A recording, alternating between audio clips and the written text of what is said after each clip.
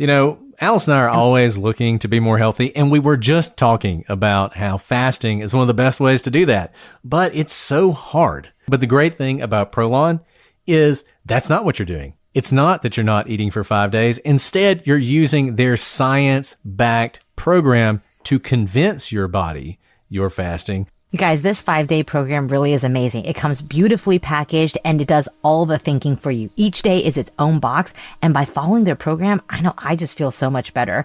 And I can't wait to experience Prolong Next Gen and continue to see results. For a limited time, you can be first in line to experience the new Next Gen at special savings. Prolong is offering the Prosecutors listeners 15% off site-wide plus a $40 bonus gift when you subscribe to their 5-day program. Just visit prolonlife.com/prosecutors. That's PROLONLIFE.com/prosecutors to claim your 15% discount and your bonus gift. prolonlife.com/prosecutors.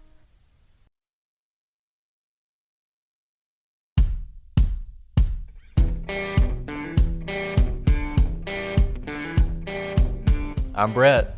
And I'm Alice. And we are the Prosecutors.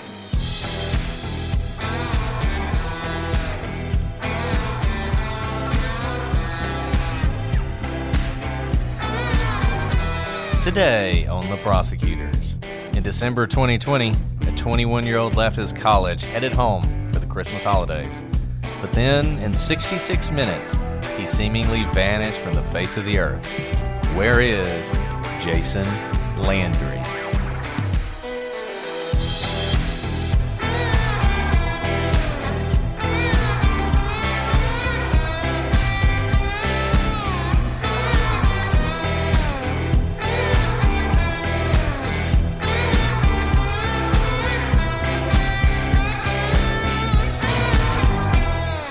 Hello, everybody, and welcome to this episode of The Prosecutors. I'm Brett, and I'm joined, as always, by my Bonzer Sheila co-host, Alice. That was a bombing word. What language is that? That was awesome. Well, that's just Australian. It's still English. Oh, I love it. Our Aussie fans are the best. What? That's that from was a Sharon. great word. Yeah. Thank you, Sharon. Trying to, be more cosmopolitan in my superlatives. And Alice is a Bonzer Sheila, I think. Bonzer Sheila sounds like a good thing to be. So I'm going to go with it's a compliment. And it sounds like Alice to me, even though her name's Alice, not Sheila. She's a Bonzer Alice. And Alice is a popular name in Australia. Is it? Is it actually? I think so. I don't know. Do you know how my parents came up with Alice? They thought I was a boy, and so they only had boy names picked out, and then they were like, it's a girl, and they're like, you can't leave the hospital without naming your child, and they're like, we have not given any thought to this, and we don't really care. And so there was like an article about Alice in Wonderland, like Lewis Carroll's Alice in Wonderland. They're like, Alice is a name, let's go with that. So, well, there you go. That's how I was named. And we're through the looking glass a lot now, of thought. Alice. A lot of thought going into your name. Well, I was named after a TV character. So, which one? Brett Maverick, the television show Maverick, and later the movie Maverick, starring Mel Gibson. Should we just call you Maverick instead? I mean, I don't know. I guess. I think when most people hear Maverick now, they think of Top Gun. That's fair. But I always liked the show. It was a good show. It had James show. Garner in it. James Garner was awesome. Played the dad in the movie. I guess that was kind of a surprise at the end, so sorry. Spoiler alert. That movie's only 30 years old. So, anyway, it's a good one. Well, we have now drifted far off topic here at the beginning of the show. And I got to tell you guys, we have a crazy show today, one that is really new. I mean, we're talking less than a year old in this. It's a very fresh case. It's a case where you can make a difference. And it's a case you probably hadn't heard of. But if you have, you know how crazy this one is. Reminds me a lot, Alice, of Maura Murray in a lot of ways. Very sort of similar in that you have someone who is involved in a car accident who should be there or at least nearby, and yet there's no sign of them. That's a great analogy. And I mean, this is truly like something out of a movie. And every time I think, oh, there's just a boring reason for what happened to Jason, I'm brought back to some key facts that are just going to boggle all of your minds. And I think, one of the craziest things about this case is, once again, this happened in 2020. Maura Murray was at least 2004, and the sort of constant, never-ending tracking of every movement you ever make had not yet taken hold. I think Facebook came out the same month as Maura Murray disappeared, which is crazy to think about. But now, it's hard to believe you could go anywhere and someone not know exactly where you are. And yet, we're going to see in this case how technology breaks down, and you still have this insane mystery. And one, like I said, that we can bring resolution to this family who wants to know where their son and brother is. Well, let's give you the story. So Jason Landry, he's a guy whose story probably rings familiar to a lot of you. He's the youngest son of 3 children. His father's a Presbyterian preacher, Reformed lawyer and Presbyterian preacher. And Jason was known as just a good, respectful kid, but one who maybe wanted to break out of the confines of his life. So, he didn't follow the traditional path, might be the best way to say it. He didn't go to business school or whatever. He sort of struck out on his own when it came to education and life. He was an artist, he was a gamer, he was a musician. And because of that, and a lot of you have experienced this as well, probably, the sort of one-size-fits-all path wasn't really for him, and it took him a while to find that path that he should be on. But by the time he was in his early 20s, things were coming together for him. He realized that music really was his passion, and that was something he wanted to be involved in, and he had applied to the prestigious sound recording technology program at Texas State University. And he was actually at the university in his first semester. It was one of those things where he's in school, but he's applying for this program that's part of school. And the expectation was that he would become a part of this eventually. He was going to be accepted. And everything was pointed in that direction.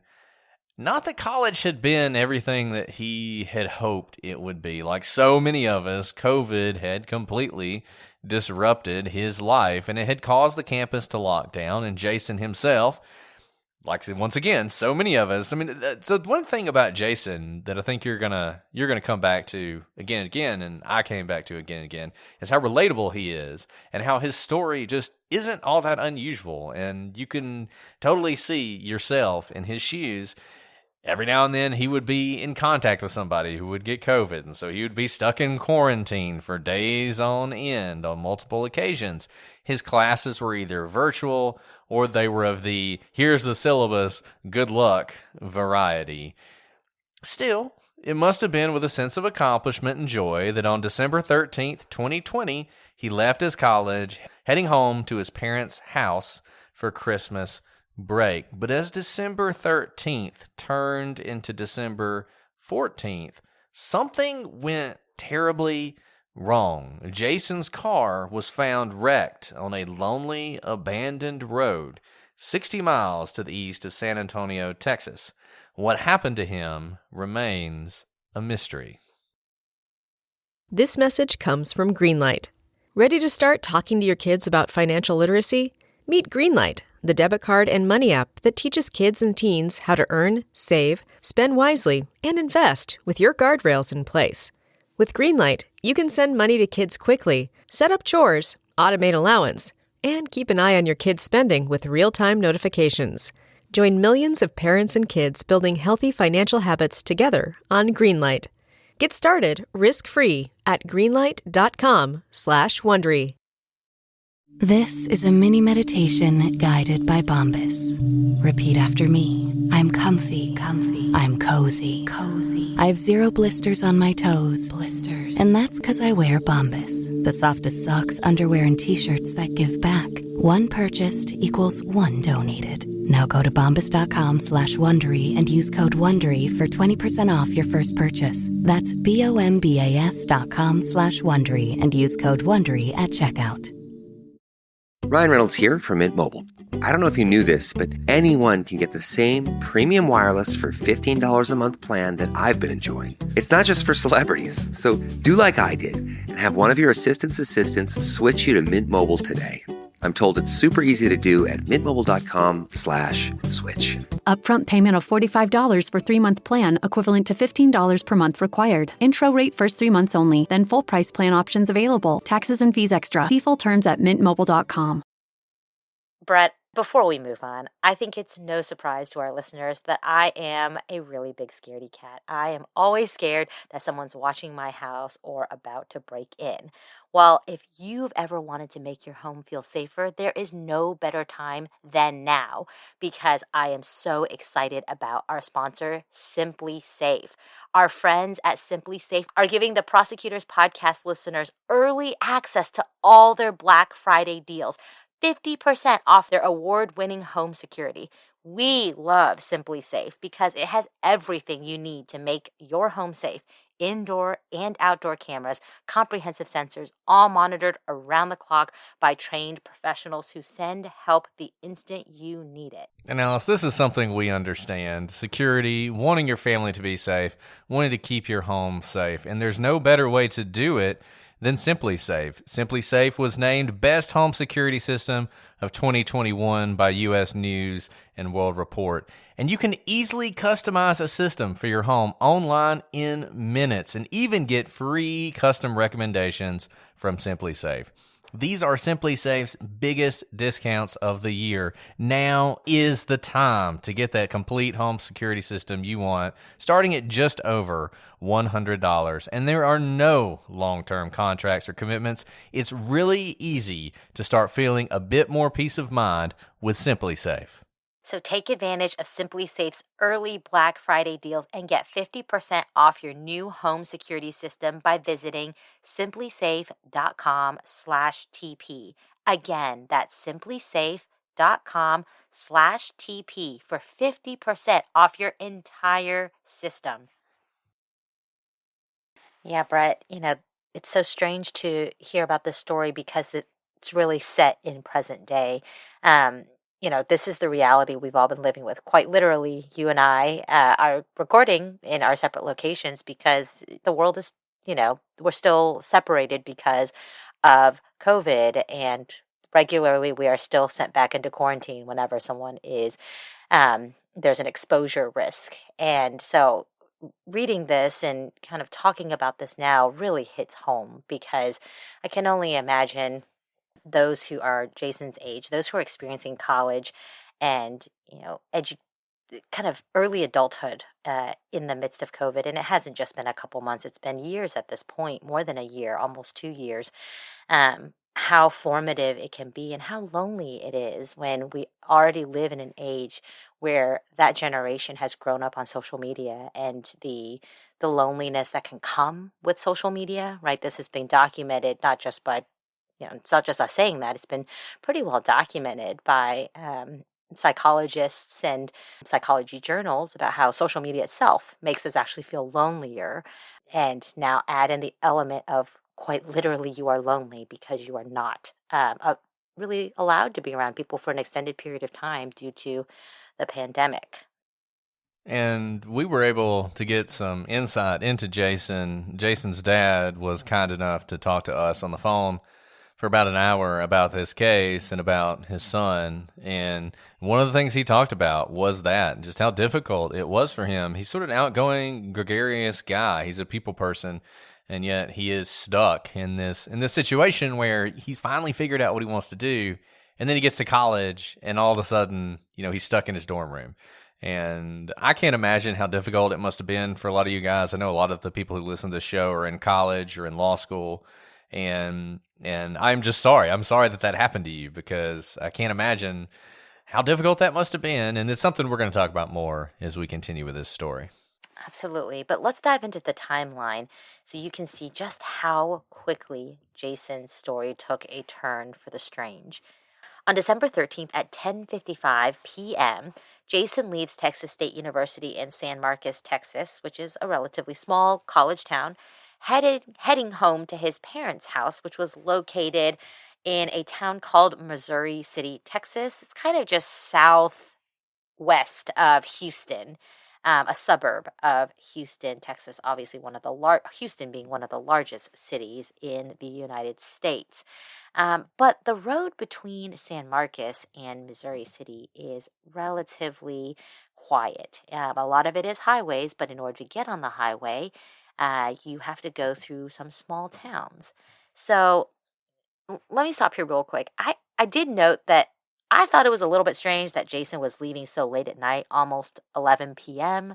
Now he is in college. I know I've definitely driven late at night before, especially in college, but you should note that from San Marcos to Missouri City is a about a 2.5, almost 3 hour drive. So it's not a short one. He's planning to get in really in the middle of the night. Now, Jason's dad said that this probably wasn't that strange for him. He was a college student. I think he'd planned to leave earlier that day, but for whatever reason, maybe he got caught up packing, saying goodbye to friends, what have you.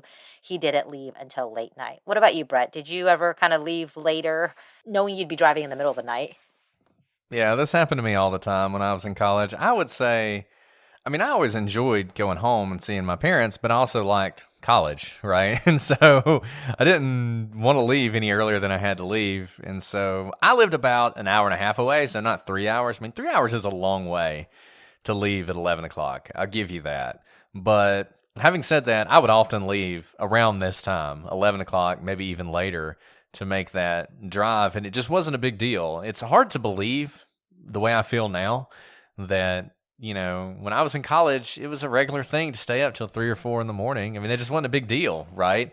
And so to me, this doesn't necessarily strike me as strange. It's one of the first things that jumps out to you. And I'm sure it's jumped out to everybody who's listening that he would leave so late. I mean, it's a really late departure time, and it feeds into what we're going to talk about, because there is a lot of mystery in this case, and there's a lot of mystery about what exactly he was doing. So if, for instance, you think he was meeting someone where he ended up, then maybe the late departure isn't so much he just didn't get around to it, but he couldn't meet this person until a certain time, and so that's why he left when he did. But I will say, just from my experience personally, leaving this late is not that big a deal. I remember one time I had a 12-hour drive ahead of me, and I left at like 2 o'clock in the afternoon, which 2 o'clock in the afternoon is not that late to leave, except when you're going to be driving for 12 hours. So I've certainly done the kind of things he's done. I will note, though, Brett, the majority of your 12-hour trip would have been in daylight, whereas this is all in the middle of the night.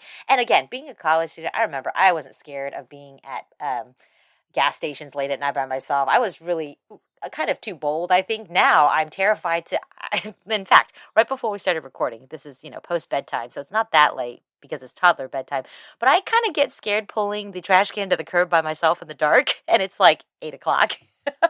Because I'm like, what if someone comes out, careens around the corner, and throws me into the back of their unmarked van, and then my kids are stuck in the house by themselves, So I think I've become more cautious with age, but at this age, it's perfectly fine. And I think the key here is that Jason's dad didn't find it strange. Now, Jason's dad did say that Jason, of all his children, remember he's the baby of the family, was kind of the worst at telling his parents when his comings and goings, even though they requested, let us know when you get there. And he'd kind of forget.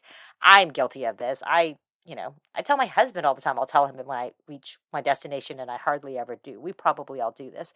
And so Jason's dad did not think it was strange that he didn't know Jason was planning to leave at this hour or even this day, I think.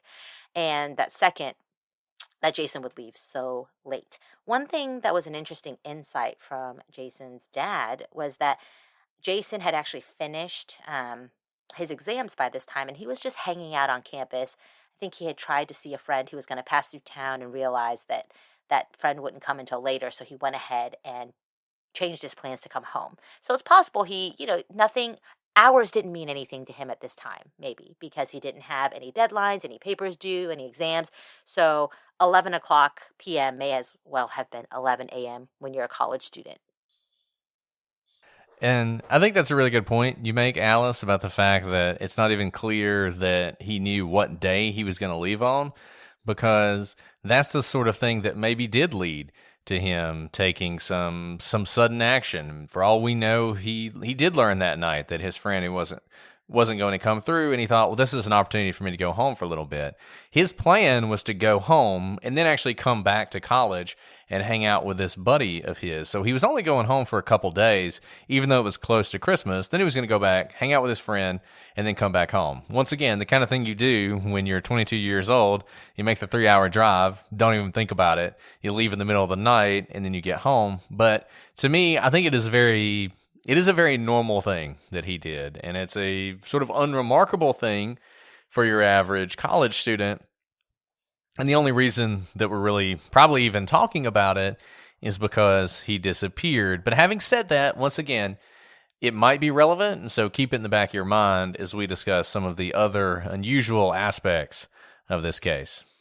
Also, again, Jason being so relatable, like many of us, he plugged into his Waze to map the route from San Marcos to his home. And this is actually not that unusual because he had only really driven this route about 2 times before. And all indications from that Waze. Now, mind you, if you are plugging something into Waze, then you have a GPS tracking you. So when he's driving, there is a GPS tracker blinking, kind of, so to speak, as to where he is. There is a satellite map of where he's going. And all these indications are that he's headed in the general direction of home. He's traveling down Highway 80 on his way to the big highway, I-10.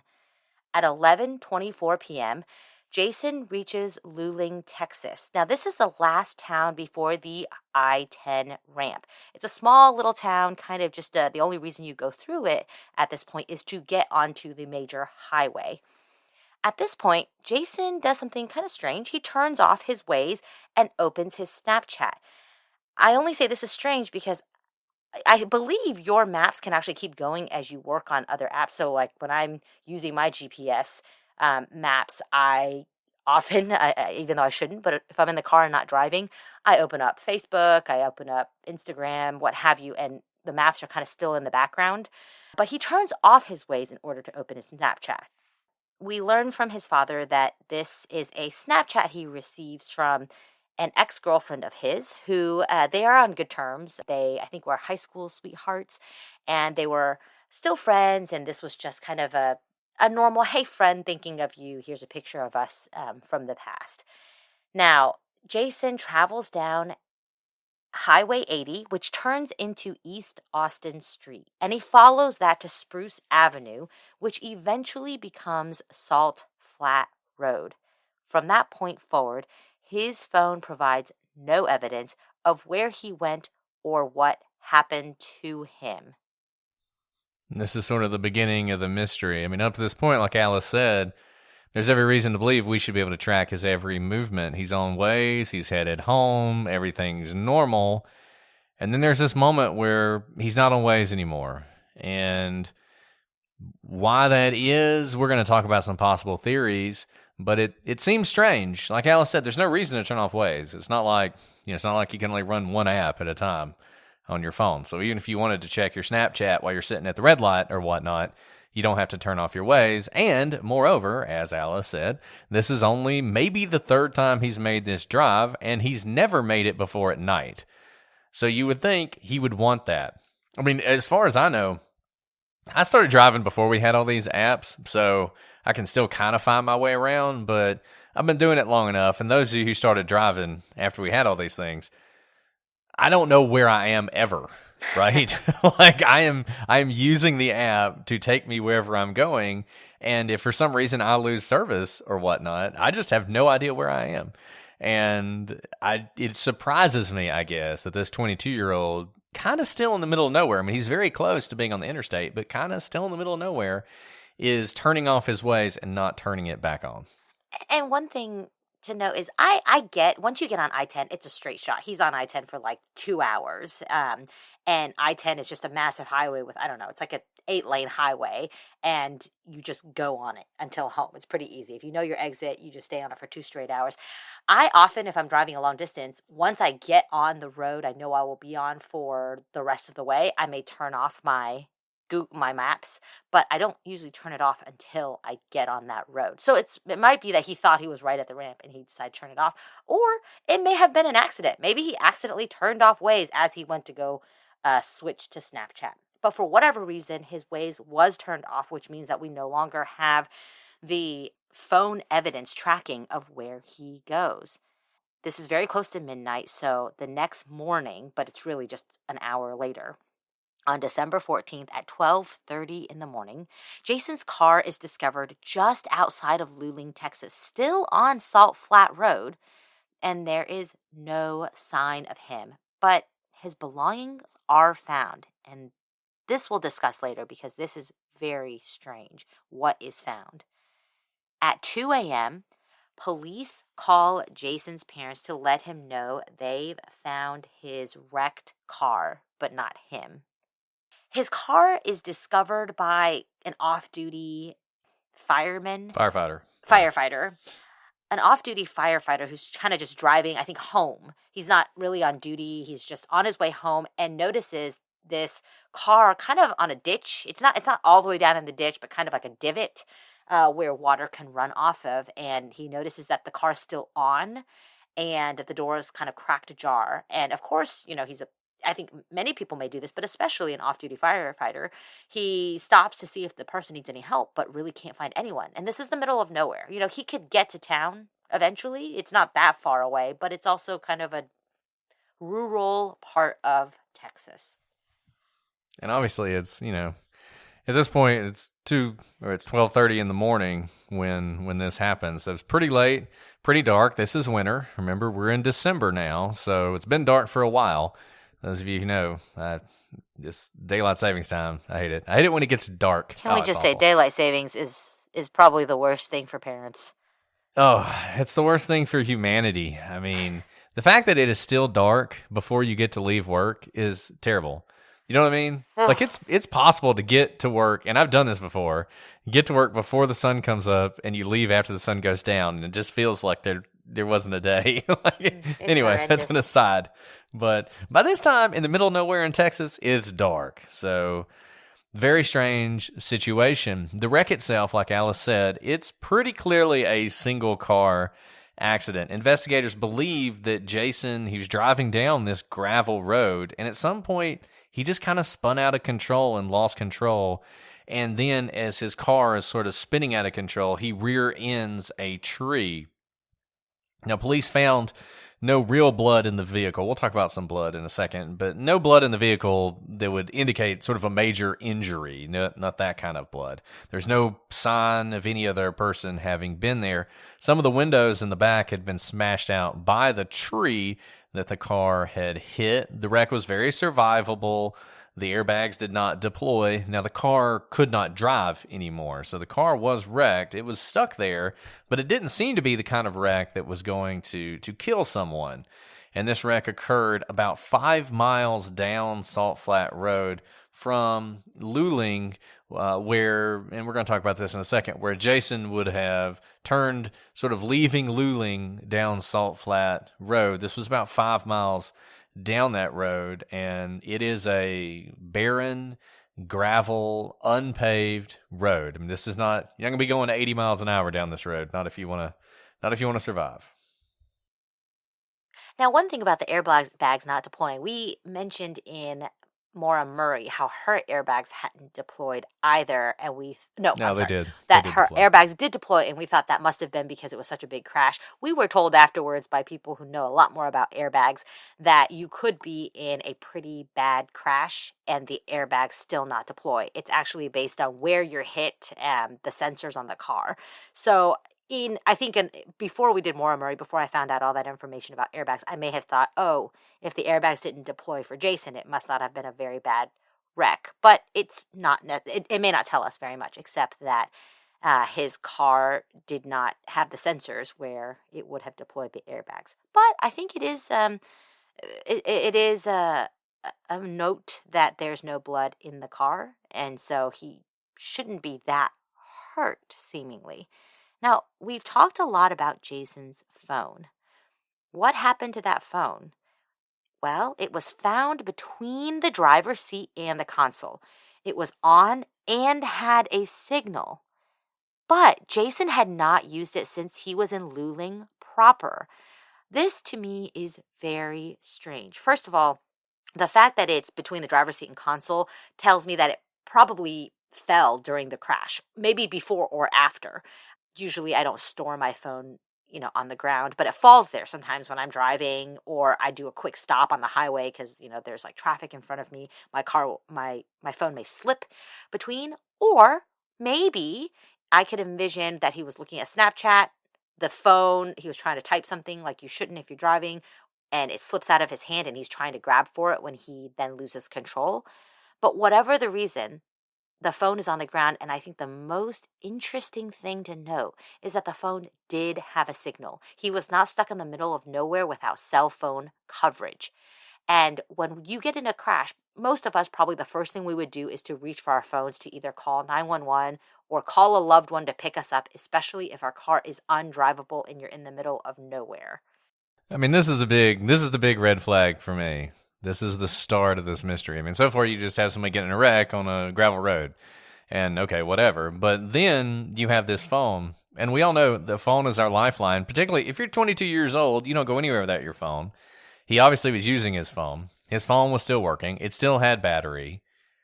He gets in a car wreck, and yet you would think the one thing he would be sure to do is find that phone. Even if it did fall in between his seat and his console, and even if he couldn't reach it when he was driving after the wreck, I mean, that would be the first thing you would do, right? Because you need help.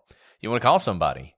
You need your phone. But it seems as though he made no effort to retrieve it.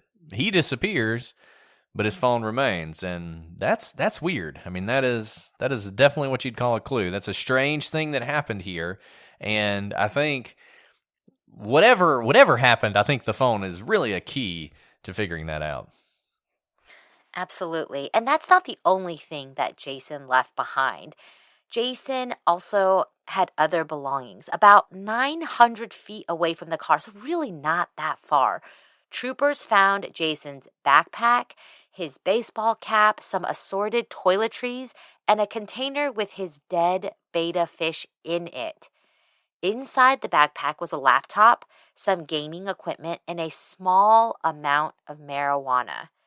Now, NBC News reported that early rumors said his backpack was actually full of narcotics, and that was just incorrect. I think they heard about a little bit of marijuana and probably ran with a more sensational story that this was some kid with a bunch of narcotics, and that's why he ran, because he had a bunch of illegal drugs. Note what he has here. He has probably his most prized possessions in life for any of us. Our phone, our pet, and our laptop. Those are all left behind. And the betta fish in the cup, actually, I think it was like a thermos or a cup, something not the tank. I did this all the time in college when I would actually have fish, is you kind of just scoop it up into a cup to go if you're not going to travel very far, and then put the fish into its container when it gets to home. But here, the fish was in its container, and by that point, I think it had been spilled, and so there was no water for the fish to live in. But why leave behind really your most prized possessions? And, I also can relate to this because when I would go home, I would take my Xbox with me. So I had my Xbox in school, and then if I went home, I'd throw it in my backpack and take it with me so I could play it at home. And I think Jason had his PS4 in his backpack, so a nice piece of equipment, and it's just there in the backpack. Now, here's the interesting thing. It's not that far away, but it's still 900 feet away. So it seems like Jason or somebody took this backpack and the fish with them whenever they started, at least, to walk away from the car. But they didn't take the phone. The phone is in the car, but the betta fish is in the street. And that's a weird thing to me. Why do you take your betta fish and your PlayStation, but you don't grab your phone? Even if you're only going to take it 900 feet, you leave your phone in the car. And that's a weird one.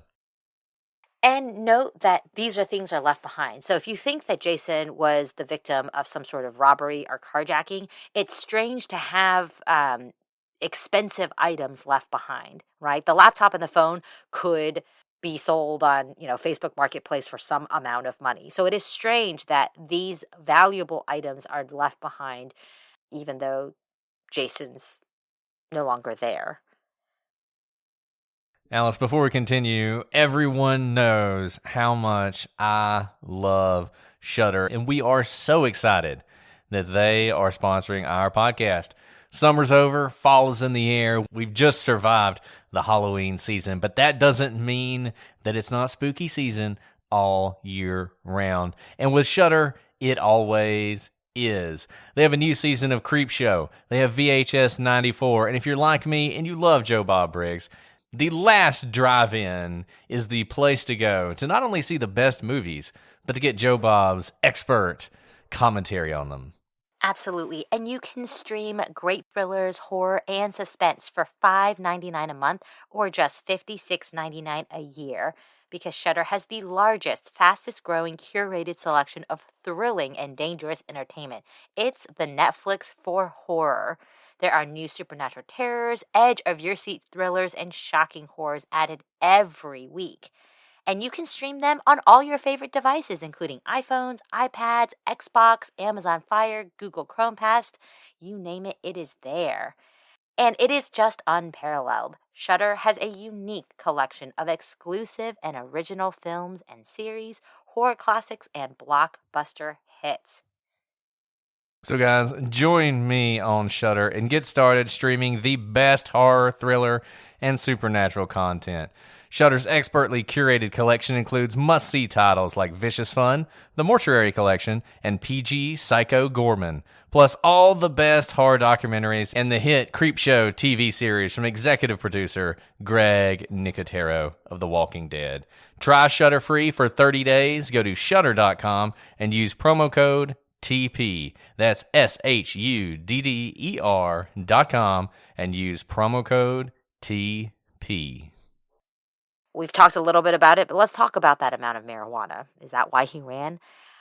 My understanding is this is his use marijuana. This is not a level that was meant for dealing. It wasn't, I think it was enough for maybe a couple joints, but it was not a packaged amount where he was either just buying a bulk amount or about to sell it. I don't think it was that amount. And we asked Jason's dad if he found that surprising, and he didn't really. In fact, this is when Jason's dad, kind of unprompted, noted that it had been a hard semester, really a hard year for Jason because of the COVID restrictions, the quarantines that he'd undergone on more than one occasion at school, how a lot of his classes were on Zoom, and that he wasn't surprised. I don't think he necessarily knew about the marijuana, but it wasn't a huge surprise that maybe Jason just needed an outlet because it was a tough year for him at school. Yeah, that was the impression that I got as well, that this was just sort of his way of coping with it and wasn't a big deal, wasn't a lot of marijuana. We're talking like a couple marijuana cigarettes, like in a pill bottle or something, like no big deal. Certainly not, a backpack full of cocaine or anything like that.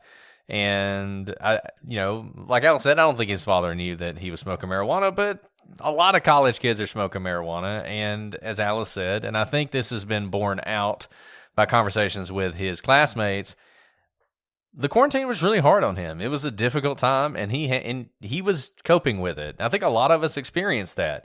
There were all sorts of restrictions because of COVID, and those might have saved some lives, but they also did some damage to people's mental health. And I think that in this case, you see him, this is just part of his coping mechanism, but it's not necessarily this big clue that he's this big drug runner, and that's why he's out in the middle of nowhere in Texas. Right. And if you think that Jason ran because he had drugs in his backpack, it's strange that he wouldn't have taken the drugs with him, right? It's there to be found. I mean, it's on the road. It's not even hidden in the car. Oftentimes we will find people who try to hide their drugs if they're stopped at a traffic stop, hiding it in the console or underneath their seat or some other way of tucking it away. But here, if in fact the drugs is what's making him afraid to be in contact with law enforcement, he's certainly not hiding it. Maybe he tried to take it and then dropped it for whatever reason, but it is right in the middle of the road. Now, Jason's father gets the call, and like many fathers, he's worried about his son. And so he drives in the middle of the night from Missouri City to Luling, Texas, to search the crash site himself. Jason's dad said that he expected to be driving into a crime scene, with yellow tape and flashing lights with lots of cop cars and ambulances all there to examine the crash scene because Jason's father, as we mentioned earlier, was an attorney. He knows how investigations should work. And he said the strangest thing is when he drove up, it was just pitch black. There was no one there at the site. He could barely even find the site. He actually had to go to where the car was towed, and the wrecker company gave him the crossroads of where the crash was. And in other words, there was no one there searching except for Jason's dad. And he was walking around, I think it was still dark out, looking for any trace of Jason or any clue to where he could be.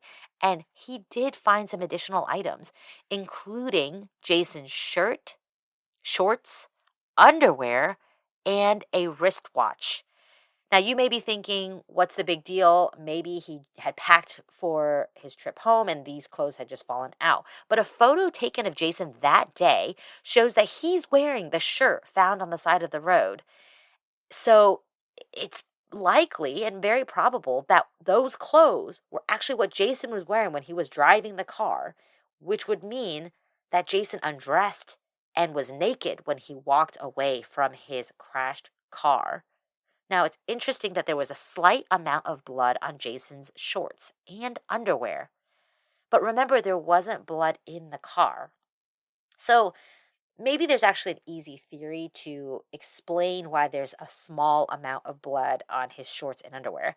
And that's that the car had kind of rear-ended and ended up backed up against a barbed wire fence. And when Jason was trying to force his driver's side door open, he may have been scratched or slightly cut by that barbed wire. I think we've all been in those situations where you're trying to push, kind of a stuck door open, and you do whatever you can, especially if it's in the middle of the night. It's dark. You may not see that there's barbed wire.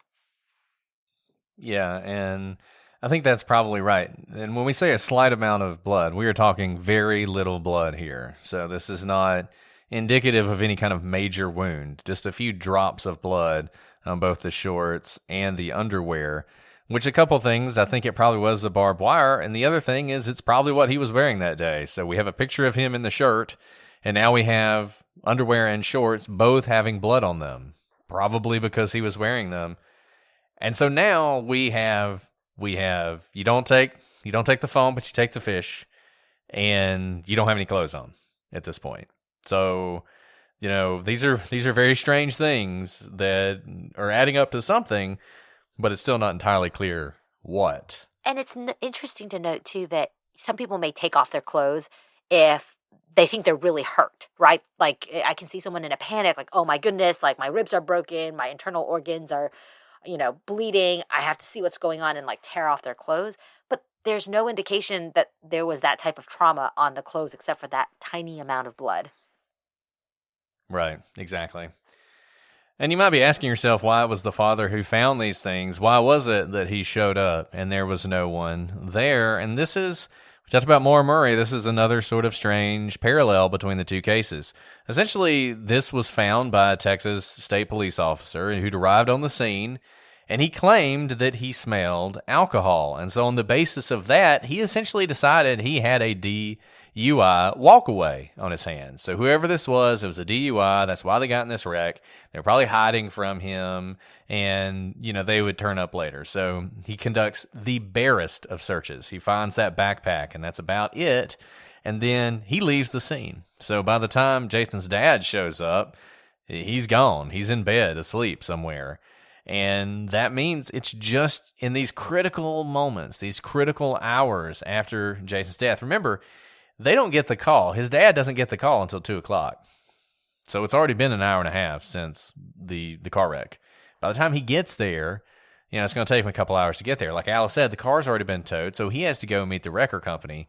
Hours and hours and hours have passed. It's still early morning, but these are critical moments in a missing persons case. And there's no one there to help. There's no one there to help him search. And it's just him by himself. And you have to wonder if there had been a little bit more effort from the police officers who were involved in this, maybe this wouldn't be a mystery. Maybe we would have found Jason and found him safe. But that's not what happened.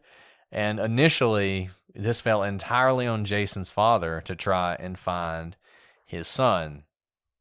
Although the initial search was obviously lacking, it wasn't long before a professional search occurred, and professional searchers were on the scene. You're probably wondering, were there dogs? There were. They were brought in, and they actually kept hitting on small bodies of water around the area. And again and again and again, the people who were in charge of this search thought maybe Jason stumbled into one of these bodies of water and drowned. And so they would drain lake after lake, lake strung, pond after pond to try and find Jason's body, but they found nothing. Well, it turns out this area is made up largely of cattle ranches and petrochemical plants, and Jason's dad, his understanding is that some of these chemicals that are used in the oil business mimic the scents given off by a decaying body, and so the dogs are easily confused by this and are essentially useless. They get nose tired very quickly. So even if they can follow a scent for a little while, it doesn't take long for their sort of faculties to be overwhelmed. And I can completely see this, growing up in close to this area in Texas. There really are just large ranches and kind of these oil wells everywhere. So if they do give off a scent that mimics a decaying body, I can't even imagine that a dog would, scent dogs would be of much help. But my understanding is they also brought in, like you said, they get nose weary. They brought in different groups of dogs at different times, and they haven't been successful in finding Jason.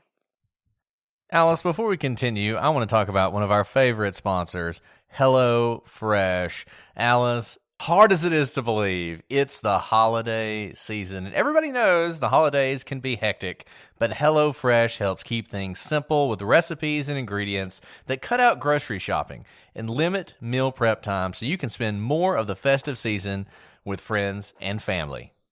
Brett, I absolutely love HelloFresh, and so does my family. Today was a crazy day at the office, and I got home and had to get dinner on the table for really hungry boys, and I reached for our favorite, the Winner Chicken Orzo Dinner. I mean, that's just a great name. And my toddler was yelling, Orzo, Orzo, Orzo, and immediately gulped it all down. I barely got any because they were so excited to eat it. It makes cooking for my family easy, but also I know that it isn't just for meals. Their marketplace features a variety of add-ons for breakfast, desserts, and seasonal snacks like Pillsbury pumpkin cookie dough. Yeah, and everybody who knows me knows that cookie dough is right down my alley. Well, guys, HelloFresh is a can't-beat value. Even at full price, it's over 30% cheaper than grocery stores. And with this holiday deal that our listeners are going to get, it's time for you to try it for even less. So go to HelloFresh.com/TP14 and use code TP14 for up to 14 free meals and 3 free gifts. Once again, that's HelloFresh.com/TP14. Use code TP14 and you will get 14 free meals and 3 free gifts. And Brett, remember, Green Chef is now owned by HelloFresh, and with a wider array of meal plans to choose from, there's something for everyone. I know that I love switching between the brands, and now all of you can enjoy both brands at a discount on us. So join us and find out why HelloFresh is America's #1 meal kit. Now, this is a huge question. Where was Jason going? When Jason entered Luling, he would have come to the intersection of Spruce Avenue and East Austin Street. At that point, a right would have taken him to I-10, where he should be going if he were going home. And if he went straight, it would take him to Salt Flat Road. Jason's dad was able to give a little bit more context to this road. Basically, he said if you didn't know where you were going and you stayed the course, it would take you to Salt Flat Road. So, in other words, taking the right is an active decision you have to make, and that's the correct turn to get onto the ramp. But it could be easy to miss if you don't know this area well, especially if you don't have your maps on. And if he thought he was about to get on the ramp and just stayed the course, it would then start bending and turn to Salt Flat Road. Now, for reasons we don't know, Jason does go straight. Salt Flat Road is a dusty, barely paved road that leads off into seemingly nowhere. The road has a few houses along the way, but is mostly empty. If you go a few miles down it and take a left, there's a skydiving facility. That's just how empty it is. Now, Jason had only driven this trip, like we said, twice before, and both of those times, Jason's dad told us, were during the daytime. So, with his ways off, Jason's dad at least thinks it's very possible that Jason just took a wrong turn or really failed to take the right turn and ended up where he was. Now, I've been on these kind of barely paved roads in Texas where you think surely the next road will take me to the ramp. Surely, if you guys have driven in non-rural places, you know almost all roads connect to another big road. But not so when you're in the middle of nowhere, Texas. You could go miles and miles and miles and not have a turnaround point or another exit kind of ramp to then be able to connect to the big road. And that is the case here with Salt Flat Road. If you keep going down this, it takes you farther and further away from your destination. And if it's in the middle of the night, it's dark, there aren't houses around, it can become very confusing very quickly. And I think people will naturally wonder, why do you just keep going? Why don't you turn around? And I think Alice has put her finger on it. It's just stubbornness, right? It's just pure stubbornness. You're driving down the road and you just think, eventually I'm going to come to something. Even if it's not I-10, it'll be faster if I just keep going. I don't want to backtrack. It's already late. Remember? He left so late. It's already very late. He doesn't want to waste any more time. He doesn't want to have to turn around. He's dropped his phone, probably by this point. So, or he's got it, but Waze is off. And so he's trying to put Waze on, and maybe that's what leads to the crash. And, aside time, Brett's storytelling time. So when I was in high school, this was before, we had these fancy phones, there was this place that everybody talked about that was supposed to, you could look out over the town, right? It was in the mountains is strong. It was in the hills, and you could look out over town. It was supposed to be really pretty. And so, it was one of those places you take a girl on a date and it's supposed to be romantic or whatnot. So somebody told me how to get there, and they wrote down on a sheet of paper, directions on how to get there. And you're supposed to go out of town, into this other little town, and up this road, past this restaurant, and then you took the first left past that restaurant. The restaurant's name was the Frontier Restaurant, and it was appropriately named because by the time you got to it, you just felt like you were in the middle of nowhere. And I'll never forget, I kept driving up this road past the Frontier Restaurant. It's dark. It's night. It's nighttime because I'm an idiot and left at night. And I come to this road that I'm supposed to turn left on, and I stop in the middle of the road I'm currently on because there's no one else on this road. And where I'm from is the kind of place where there are a lot of sort of abandoned roads leading off into the hills where people probably get murdered all the time, or if they're not getting murdered, their bodies are being disposed of or whatnot. And so I'm sitting there staring down this road, and it's a gravel road. And I'm like, do I really want to do this? But I'd come that far. So I decided to turn down the road. So I turned down this gravel road and I start driving. And the road just gets narrower and narrower and narrower. And there's nothing. And it's so dark. And I do the thing where I turn off my radio, because when you're focusing on driving, it's like I can't listen to the radio anymore. So I turn off the radio.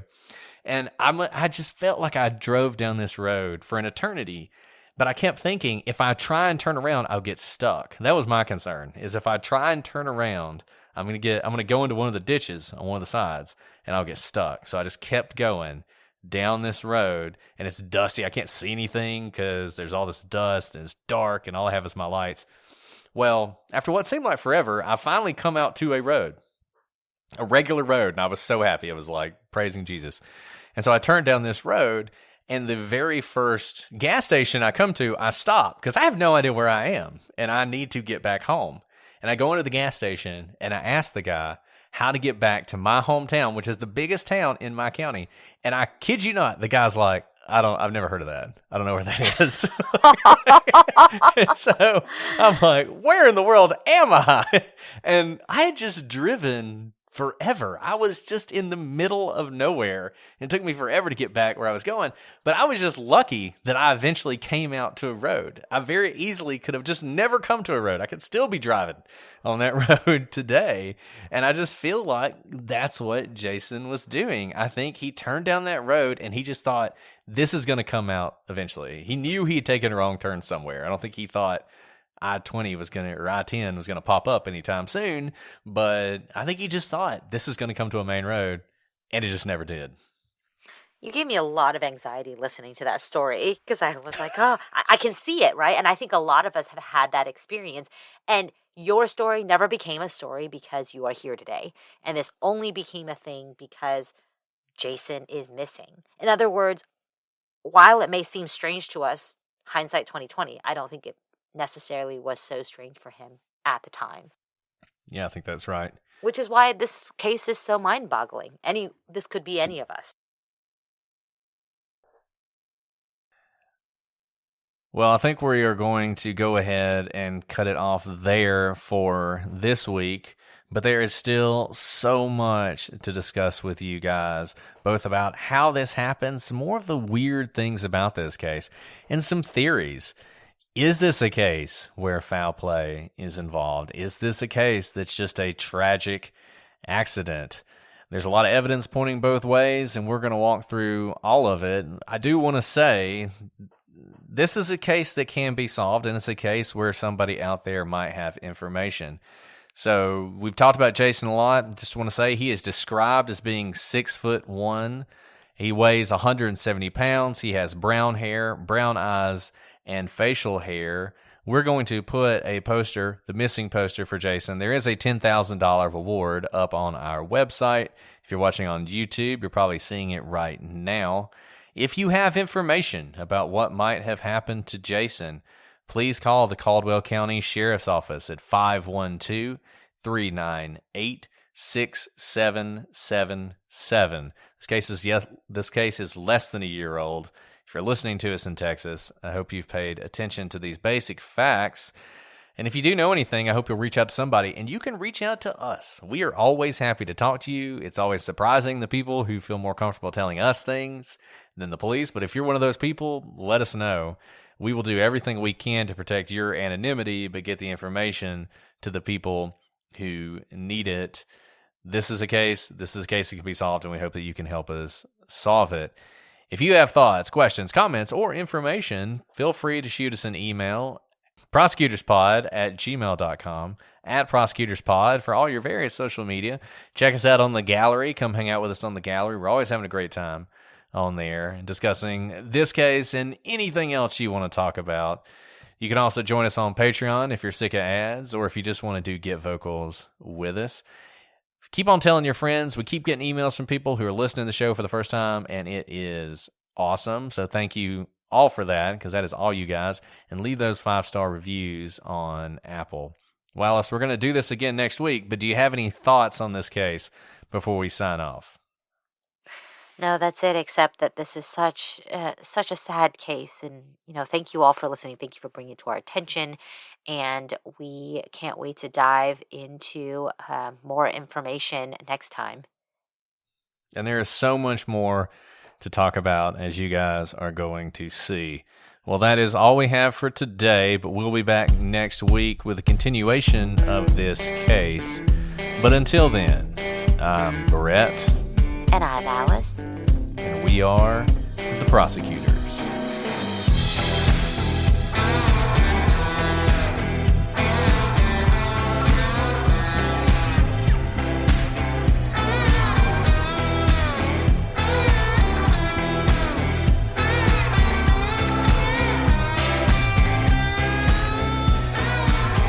Do you have the thing? The thing? Is the thing up? The what? The thing. What? Wait, what? The outline. Oh, yes, the thing is up. What? I was like, what's a thing? Oh, he's talking about thing. What? Oh, my goodness. That was very good. Yeah, my thing is up. My thing is up. To me.